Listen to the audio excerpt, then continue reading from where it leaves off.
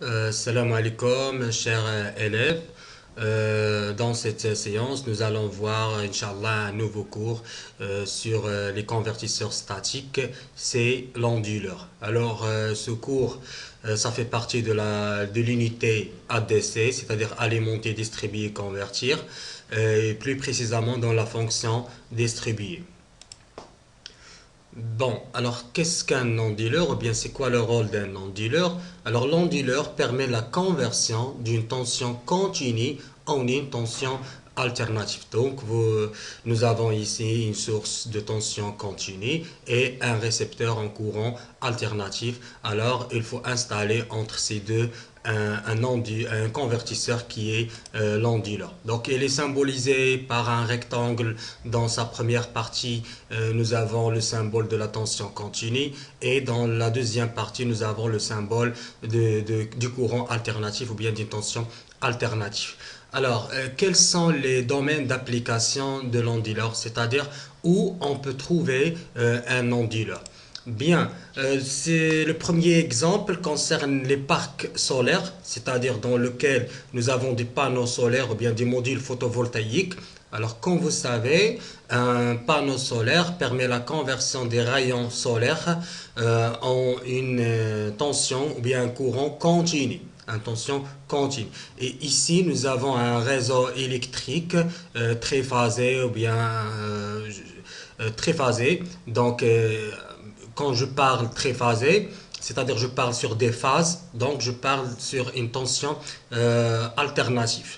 Alors, il s'agit des continus et ici j'aurai besoin de l'alternative. Alors, je dois avoir un convertisseur qui va réaliser ce type de conversion. C'est le rôle d'un non-dealer. Alors le deuxième exemple dans lequel nous avons un non-dealer, c'est les alimentations sans interruption, ou bien ce qu'on appelle les ASI, donc c'est-à-dire alimentation sans interruption. Alors dans ce type d'alimentation, qu'est-ce qu'on a? En fait, nous avons deux types de convertisseurs. Donc, à l'entrée, nous avons des tensions alternatives. Donc cette tension alternative sera convertie en une tension continue grâce à un redresseur. Et après, je vais convertir cette tension continue en une tension alternative. Alors, d'un premier coup, vous pouvez dire que ce genre de conversion est inutile parce que nous avons de l'alternative à l'entrée et de l'alternative à la sortie. Mais nous avons besoin de convertir cette tension alternative en continu dans le but c'est de recharger ces batteries qui se trouvent là. Donc, en cas de coupure de la source, alors ces batteries fournissent une énergie à ce convertisseur du continu vers l'alternative et comme ça nous aurons une continuité d'alimentation. D'où le nom alimentation sans interruption. Alors le premier convertisseur, comme j'ai dit, c'est un redresseur et le deuxième, c'est l'objectif de notre séance, c'est l'onduleur. Donc l'onduleur permet la conversion d'une tension continue en une tension alternative. Bien. Alors ici se pose la question comment il fonctionne un onduleur. Donc analysons ce montage, nous voyons deux sources de tension continue. Alors ce symbole, donc un cercle traversé par une ligne ou bien par un trait, représente une source de tension continue. Alors il faut faire attention ici, ça c'est une source de tension continue. Et nous avons ici une charge résistive et nous avons aussi deux interrupteurs électroniques. Alors, la première chose à prendre en considération ici, c'est qu'il ne faut jamais fermer K1 et K2 en même temps. Si vous fermez K1 et K2 en même temps, vous aurez un court circuit. Bien, alors pratiquement c'est quoi cet interrupteur électronique-là? Alors, cet interrupteur, donc K en général, peut être en pratique peut être remplacé par un transistor en antiparallèle avec une diode ou bien un thyristor en antiparallèle avec une diode. Et soit le transistor ou bien le thyristor, ces deux composants tous les deux sont commandés. C'est-à-dire, le transistor, il se comporte comme un interrupteur fermé. Donc, je répète, le transistor se comporte comme un interrupteur fermé quand il reçoit un courant ici, un courant dans sa base. Et la même chose pour le thyristor, donc il se comporte comme un interrupteur fermé quand il reçoit donc, un courant dans sa gâchette. Ça s'appelle gâchette. Donc le transistor est commandé par sa base et le thyristor est commandé par sa gâchette. Bien, passons maintenant pour l'analyse de fonctionnement de ce petit montage. Donc avant de passer à l'analyse, donc le problème, donc j'ai dit que le transistor est commandé par sa base. Alors quelles sont les façons possibles de commander ce transistor?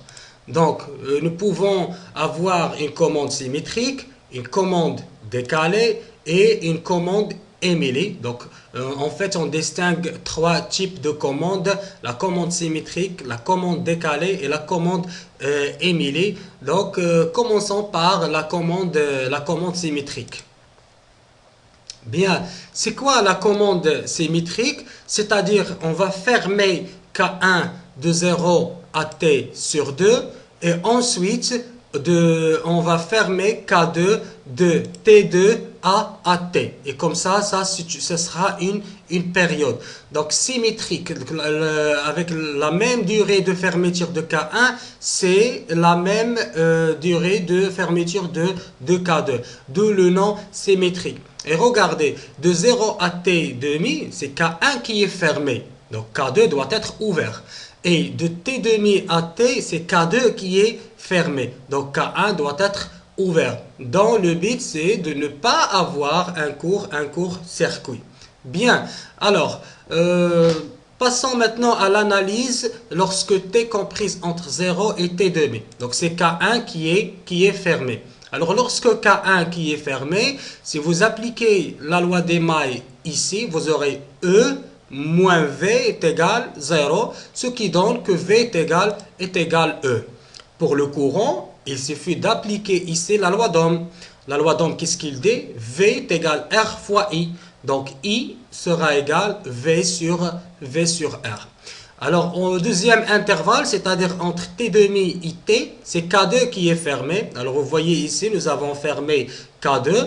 Donc, par conséquence, en utilisant la loi des mailles, nous avons E plus V égale 0. Donc, V est égal moins E. Et la même chose pour le courant, il suffit d'appliquer la loi d'Ohm. Donc, I est égal V sur R. Donc, comme vous savez, dans ce genre d'exercice, on vous demande 3 à 4 questions. Et la première question concernant les formes d'ondes, c'est-à-dire on vous demande de tracer la tension de sortie, le courant, la tension au bord de l'interrupteur comme exemple. Alors, ce générateur de tension fournit une tension de valeur constante, donc qui sera représentée ici. Donc c'est constante dans le temps, sa valeur ne change pas. Alors, dans le premier intervalle, c'est-à-dire lorsque K est fermé, nous avons trouvé V est égal E. Voilà. Dans le deuxième intervalle, c'est-à-dire lorsque K2 qui est fermé, nous avons trouvé que V est égal moins E, et ainsi de suite, nous aurons E moins E, et ça sera la forme de la tension de sortie. Alors, la tension d'entrée c'est en rouge, et la tension de sortie c'est en vert. Alors, c'est quoi la différence? Alors, la tension d'entrée c'est une tension constante, c'est-à-dire tension continue. Par contre, la tension de sortie, c'est une tension alternative, c'est-à-dire qu'il prend des valeurs positives et des valeurs négatives. Donc voilà, et c'est une tension périodique. Alors concernant le courant, il est toujours égal à V sur R, V sur R. Alors il suffit de diviser ce signal par R et vous obtiendrez cette forme-là. Dans l'amplitude maximale, c'est E sur R, et ici vous aurez moins E sur R. Alors, dans ce premier montage, nous avons réalisé la conversion du continu en alternatif en utilisant deux générateurs de tension continue avec deux interrupteurs électroniques. Mais le fait d'avoir deux générateurs, c'est un petit peu coûteux. Donc, nous pouvons utiliser une seule source de tension continue, mais cette fois-ci, il faut installer quatre interrupteurs électroniques. La charge est inclue ici. Donc, le premier montage que nous avons vu s'appelle montage en demi-pont.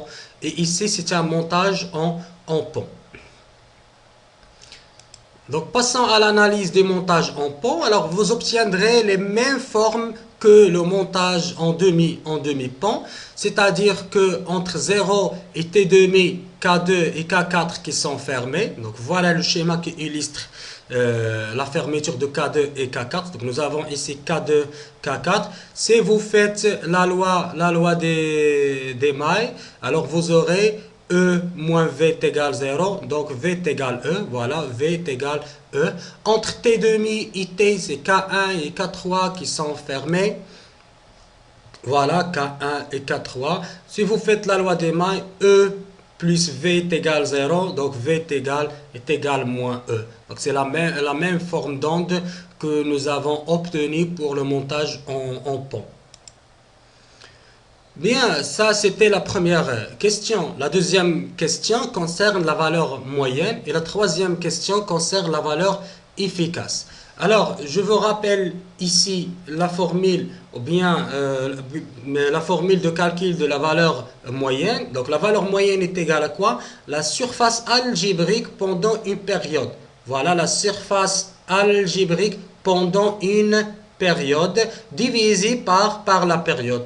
Alors, si vous calculez cette surface, alors elle est égale à la surface A plus la surface moins A, ce qui donne A 0. Donc, A plus moins A est égal à 0. Et pourquoi cette surface elle est nulle? Tout simplement parce que nous avons fait le produit entre ce segment et moins E. Ici, nous avons moins E. Donc, moins E fois T moins T2, ça donne moins A.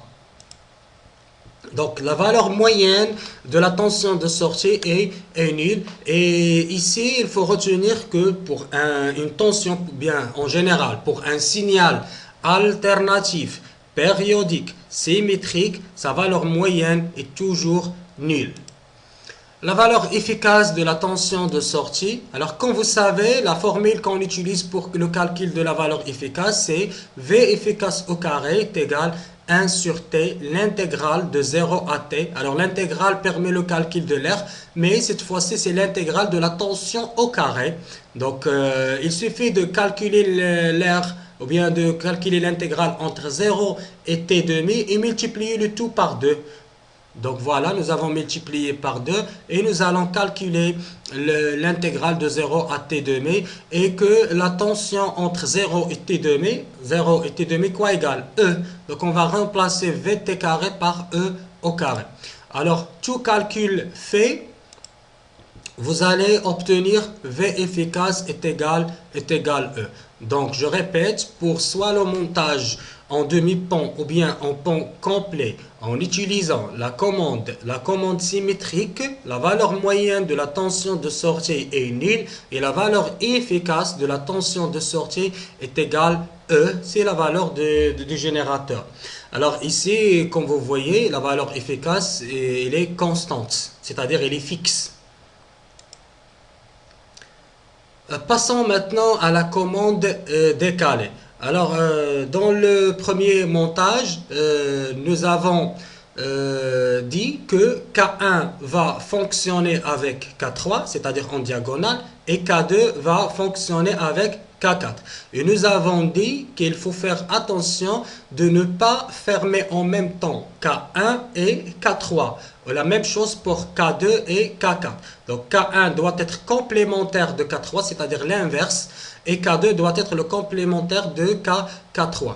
Alors, de 0 à T2, nous avons fermé K1. Et de T2 à T, nous avons fermé K4. Et comme ça, nous n'avons jamais le cas où K1 et K4 sont fermés en même temps. Bien. Alors, j'ai dit que K3 va fonctionner avec K1. Mais on va décaler, c'est-à-dire on va retarder la fermeture de K3 par une valeur du temps alpha. Donc on va retarder ou bien décaler la fermeture de K3, c'est-à-dire on ne va pas commencer par 0.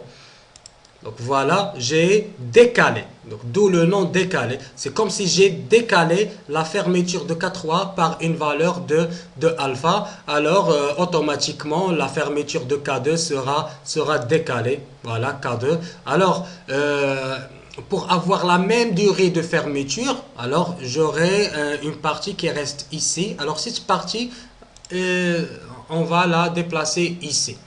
Donc en analysant le temps de fermeture des interrupteurs électroniques, nous aurons 4 intervalles. Alors le premier intervalle, nous avons, c'est K1 qui est fermé et K2. Donc K1, K2, dans cet intervalle K1, K3, dans cet intervalle K4, K3 et dans le dernier intervalle K4, K2. Bien. Si K1 et K2 qui sont fermés, donc c'est-à-dire je passe maintenant à l'analyse des premiers intervalles. Si K1 et K2 qui sont fermés, alors fermé K1 et fermé K2. Donc K4 et K3 sont ouverts. C'est clair. Alors si K4 et K3 sont ouverts, le moins n'est pas lié à la charge. Et quand le moins n'est pas lié à la charge, il n'y aura pas de circulation de courant. Donc c'est un circuit ouvert. Et s'il n'y aura pas de circulation du courant, c'est-à-dire que le courant est égal à 0. Et V, on sait bien que V est égal à R fois I. Donc V est égal à 0. Donc voilà, V est égal à 0. Alors, si vous fermez K1 et K3 maintenant, donc K1 et K3, vous allez avoir que V est égal moins E. Donc V, normalement, on doit avoir moins E.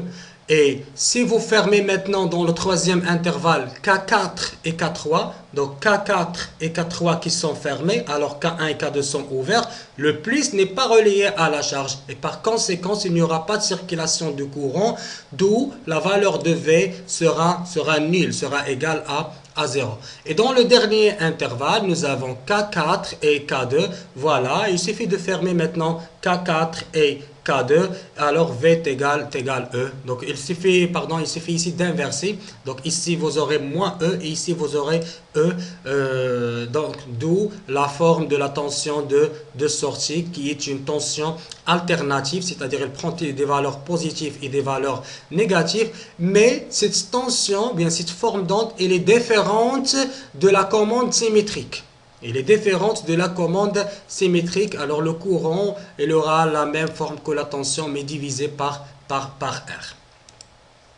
Bien, la valeur moyenne est toujours nulle, puisque nous avons ici une surface A et ici moins A. Alors toujours, c'est un signal alternatif, périodique, qui a une période, et symétrique, alors d'où sa valeur moyenne est nulle. Pour le calcul de la valeur efficace, alors il suffit ici de faire la même chose que nous avons fait pour le premier montage, mais cette fois-ci, il faut faire attention, c'est qu'on va intégrer de alpha à t demi. Parce que de 0 à alpha, en fait, il n'y a rien.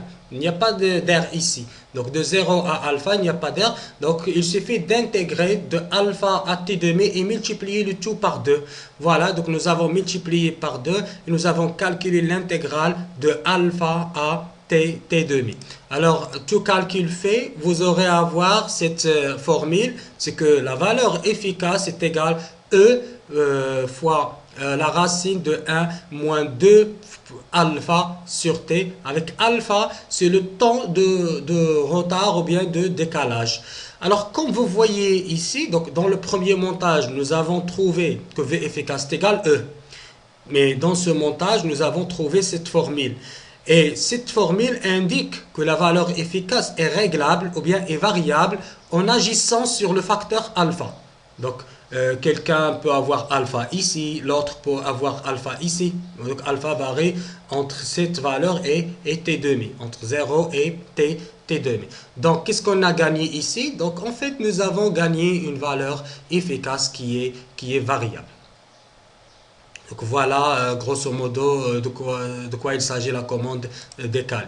Alors passons maintenant à la commande MLI. Donc la commande MLI, donc M c'est modulation, L largeur et I impulsion. Donc, le nom complet de cette commande, c'est commande par modulation de largeur d'impulsion. Donc, MLI, ou bien en anglais, c'est PWM, Pulse Width Impulsion.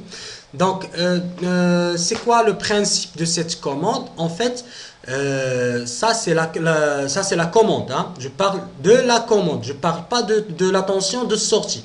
Alors, UC, ça sera le signal de commande des interrupteurs électroniques. Alors, c'est quoi ça? Ça, c'est un comparateur, donc pas de contre-réaction, donc c'est un comparateur simple.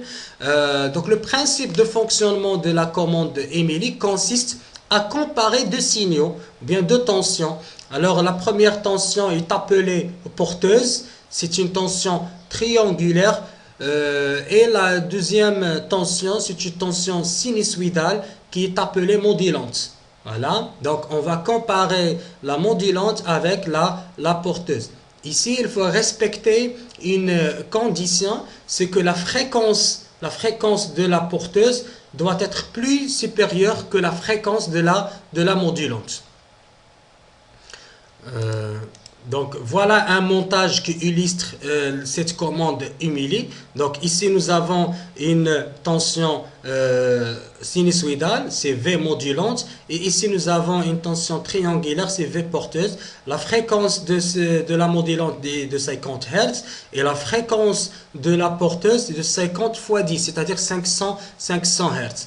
Et ici nous avons généré une tension de commande, et avec cette tension de commande, on va commander les interrupteurs. Donc en rouge, nous avons commandé T1 et T4, et nous avons utilisé un inverseur. Nous avons dit que T1 doit être le complément de T2. Donc nous avons utilisé un inverseur pour commander T2 et T1. Alors si vous avez ici un 1, donc 1, c'est-à-dire que vous avez 1 à T1 et 1 à T4. Vous aurez automatiquement un 0 à T2 et un 0 à T3. Et comme ça, vous aurez T1 fonctionne avec T4. Si vous donnez ici un 0, vous aurez ici un 1. C'est-à-dire que vous avez choisi de travailler avec T2 et T3.